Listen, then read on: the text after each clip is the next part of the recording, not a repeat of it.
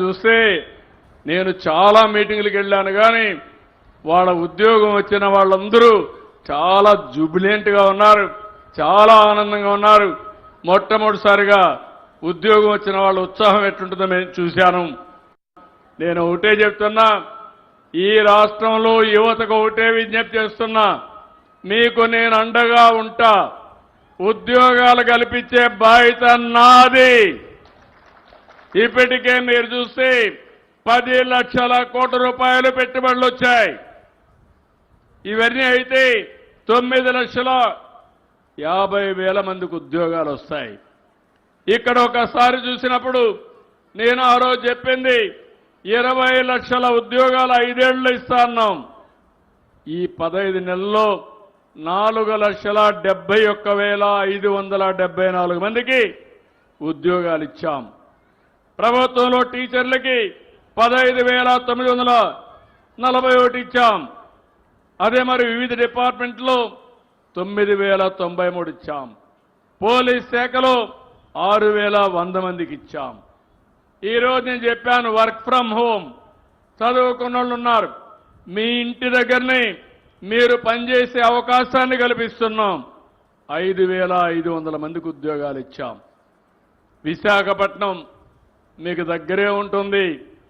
Bhogapuram airport వస్తూ ఉంది. ఇప్పుడే టీసీఎస్ వచ్చింది, కాగ్నిజెంట్ వస్తూ ఉంది, గూగుల్ క్యాంపస్ వస్తూ ఉంది. గూగుల్ క్యాంపస్ వస్తే భారతదేశానికి ఒకప్పుడు హైదరాబాద్ ఐటీ క్యాపిటల్ అయితే విశాఖపట్నం ఏఐ క్యాపిటల్గా, డేటా సెంటర్ క్యాపిటల్గా తయారవుతుంది. ఇక్కడే మీకు సెంట్రల్ యూనివర్సిటీ పక్కనే ట్రైబల్ యూనివర్సిటీ వస్తుంది. ఇక్కడ చదువుకుంటే నేరుగా విశాఖపట్నం పోయి వేరే ప్రపంచానికి పోయే పని లేకుండా ఉద్యోగాలు వస్తాయని చెప్పి కూడా నేను మీకు తెలియజేస్తున్నా. ఈరోజు అన్నా క్యాంటీన్ పేదవాళ్లకు 5 రూపాయలకే భోజనం పెడుతున్నాం. ఇంకా దీన్ని పెంచుతున్నాం. పెంచి ఎక్కడికక్కడ ఎలాంటి ఇబ్బందులు లేకుండా ముందుకు తీసుకుపోతున్నాం. తొందరలోనే అందరి ఆరోగ్యం కోసం హెల్త్ ఇన్సూరెన్స్ పెట్టాం.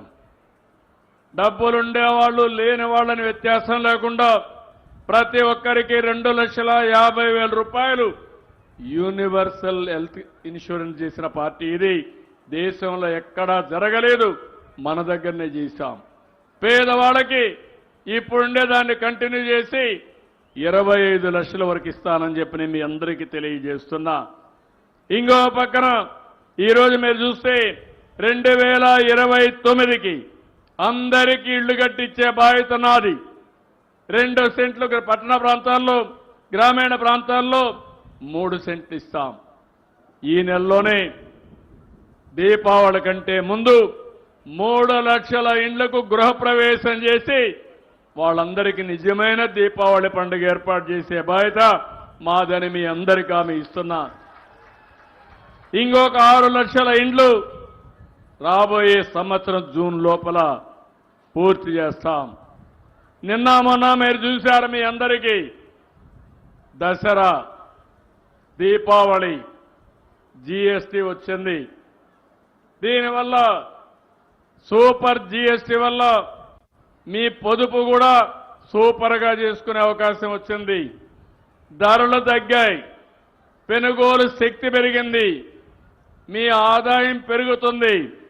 మీరు వాడే అన్ని వస్తువులను మీరు చూస్తే నిత్యావసర వస్తువులు కానీ, మందులు, వ్యవసాయ పరికరాలు, కారు కావాలంటే కారు కూడా ధర తగ్గింది, ఎలక్ట్రానిక్ వస్తువుల ధరలు తగ్గాయి. ఈ విధంగా మొత్తం పేద మధ్యతరగతి కుటుంబాలకి వెసులుబాటు కల్పిస్తూ ఎక్కడ కూడా కన్ఫ్యూజన్ లేకుండా, ఒకప్పుడైతే ఎంత ఇస్తారో తెలిసేది కాదు. ఈరోజు 2,5,18,0 పేదవాళ్లు వాడే వస్తువులకి ట్యాక్స్ లేదు. కొన్ని వస్తువులకు 5%. బాగా పెద్దవాళ్ళు ఉంటే అలాంటి వస్తువులకు మాత్రం 18% చేశారు. దీనివల్ల రాష్ట్రంలో 8,000 కోట్ల రూపాయల ఆదాయం తగ్గుతుంది. తగ్గినా పర్వాలేదు, మా పేద ప్రజలకి 8,000 కోట్ల రూపాయల ఆదాయం వస్తుందని చెప్పి మీ అందరికీ తెలియజేస్తున్నా. కొత్త స్లాబుల వల్ల ప్రతి నెల దగ్గర 1,500 రూపాయలు మీకు ఆదా అవుతుంది. ఇంకో పక్క శుభవార్త, నేను ఒక మాట చెప్పాను.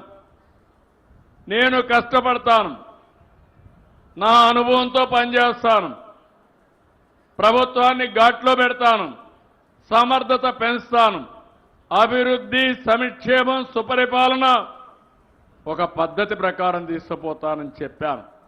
ఈరోజు నేను అడుగుతున్నాను, ఈ ప్రభుత్వ సమర్థ పాలనలో అర్హులైన ప్రతి ఒక్కరికి సంక్షేమ కార్యక్రమాలు అందిస్తున్నాం. ఇప్పుడు నేనే ఒక కిడ్నీ పేషెంట్ ఇంటికి వెళ్ళాను. దురదృష్టం వెంటాడింది. తల్లి ముందుకొచ్చింది, కిడ్నీ తల్లి డొనేట్ చేసింది, ఆపరేషన్ చేసుకున్నాడు, ఉన్న 3 ఎకరాలు అమ్మేశాడు. అప్పట్లోనే నేను 1,60,000 రూపాయలు డబ్బులు కూడా ఇచ్చాను. కానీ అప్పులు చేసి కిడ్నీ ట్రాన్స్ప్లాంటేషన్ చేసుకున్నాడు. దినదినం గండంగా భావిస్తున్నాడు.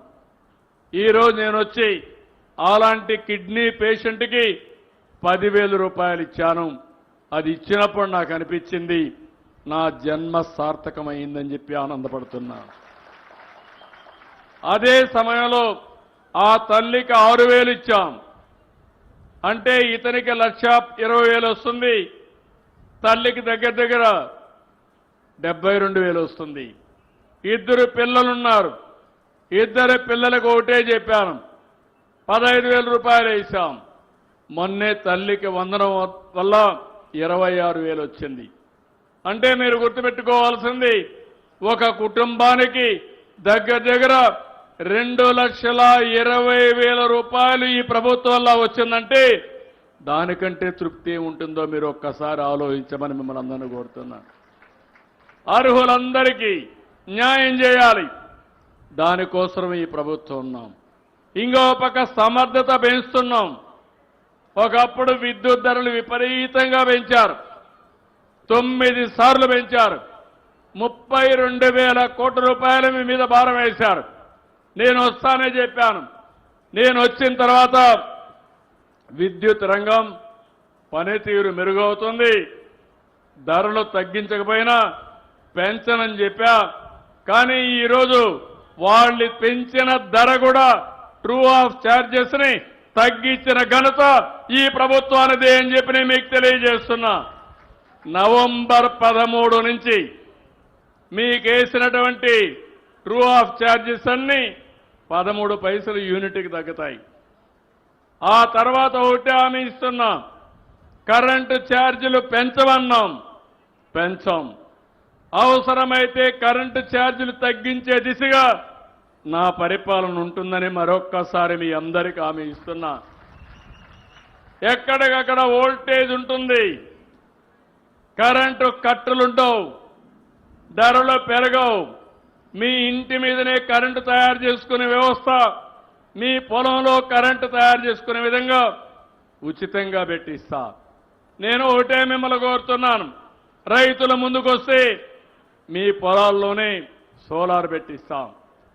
మీరు అది పెట్టుకుంటే మీరు నీళ్లు మీరే తోడుకోవచ్చు. ఒకవేళ మిగిలిన కరెంటు ఉంటే గ్రిడ్కి ఇవ్వండి, మీరు వాడుకోవాలంటే ఇంటికి వాడుకోండి. మీకు వాహనాలుంటే ఛార్జ్ చేసుకోవడానికి వాడుకోండి, కరెంటు వాహనాలు పెట్టుకొని. అప్పుడు ఇంక డబ్బులు కట్టే పరిస్థితి కూడా లేదు. ఒకవేళ కానీ ఎప్పటికప్పుడు మీ దగ్గర కరెంటు లేనప్పుడు గ్రిడ్కి ఇచ్చి మీకు అవసరమైనప్పుడు మళ్ళా తీసుకునే ఏర్పాటు కూడా చేస్తాను. నేను ఒకటే ఆలోచిస్తున్నాను, వెనుకబడిన వర్గాలు ఉన్నారు ఈ జిల్లాలో, మీకు ప్రత్యేకంగా ఒక కార్యక్రమం తీసుకొచ్చాం. మీ ఇంటి మీద మీరు కరెంటు ఉత్పత్తి చేసుకుంటే 3 కిలోవాట్ల వరకు 98,000 రూపాయలు సబ్సిడీ ఇస్తారు. దానికంటే ఎక్కువ ఉంటే అప్పు తీసుకొని మీరు కరెంట్ ఛార్జీలు కట్టే డబ్బులు దానికి కడితే ఇది మీ సొంతం అవుతుంది. తర్వాత ఉచితంగా కరెంటు వాడుకునే అవకాశం వస్తుంది. షెడ్యూల్ కులాలైతే, షెడ్యూల్ తెగలైతే 2 కిలోవాట్ల వరకు నేను ఉచితంగా కరెంటు పెట్టిస్తా.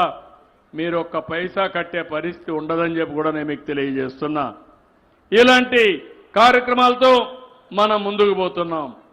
ఈరోజు ఇక్కడుండే మిమ్మల్ని అందరూ ఒకటే కోరుతున్నాను, ఉత్తరాంధ్ర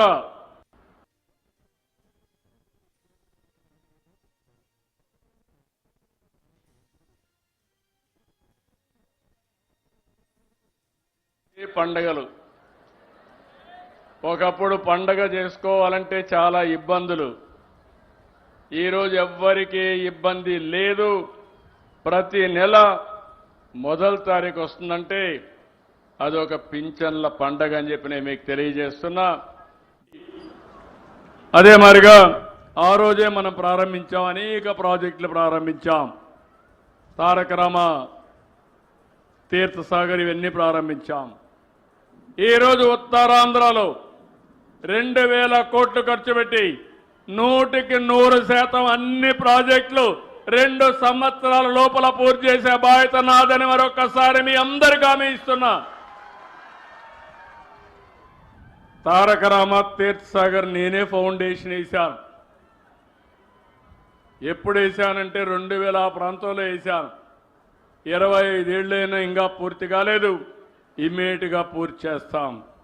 తోటపల్లి రిజర్వాయర్కి నేనే ఆ రోజు ఫౌండేషన్ వేసి మళ్ళీ నేనే పూర్తి చేశాను. మళ్ళీ వదిలేశారు. కుడి కాలువ, గజపతి నగర్ కాలువలు పూర్తి చేస్తాం. ఇంకో పక్కన ఈ జిల్లాలో మీరు కొన్ని విషయాలు కూడా చెప్పారు. ఇప్పటికే మీరు ఒక్కసారి ఆలోచిస్తే మొత్తం ఉత్తరాంధ్రలో రాబోయే రోజుల్లో అనేక అభివృద్ధి కార్యక్రమాలు చేస్తాం. Visakhapatnam steel plant కాపాడాం.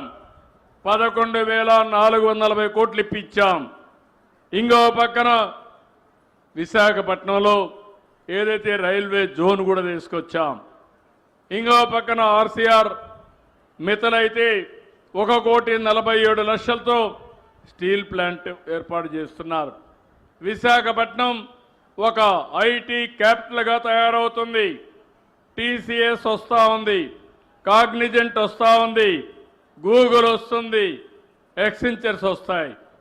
ప్రపంచ స్థాయి కంపెనీలకన్నింటికీ కేంద్రంగా ఉంటుంది.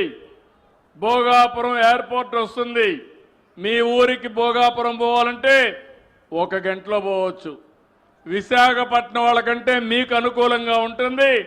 ఇది విజయనగర అభివృద్ధికి పెద్ద ఎత్తున దోహదం చేస్తుందని చెప్పి కూడా నేను మీకు తెలియజేస్తున్నా.